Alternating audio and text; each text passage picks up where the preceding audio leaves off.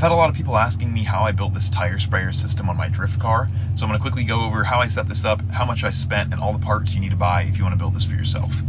So here's a shitty little diagram I made to give you a rough idea of the layout of the system.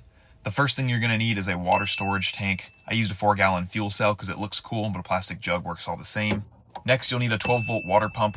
Mine's mounted right here behind the tank, so you can't really see it. And to connect the two, you'll need some rubber fuel hose that'll go on the inlet and the outlet side of the water pump. From there, you're going to use a T-fitting to split the line to both rear tires, and you'll step down to a slightly smaller air hose. And this hose is what you want to run outside the car to your rear tires by either drilling a hole or shoving it through the vents in your trunk like I did.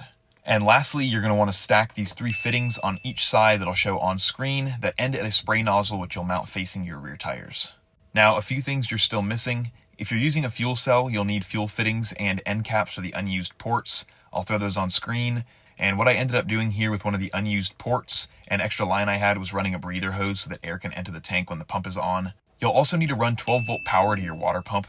You can do this a number of ways, but the simplest thing to do is just buy a light bar wiring harness with a switch and a relay and connect it straight to your battery or tap into your cigarette lighter. And obviously you want to mount the switch somewhere where you can reach it. And lastly, figure out the best way to mount your spray nozzles.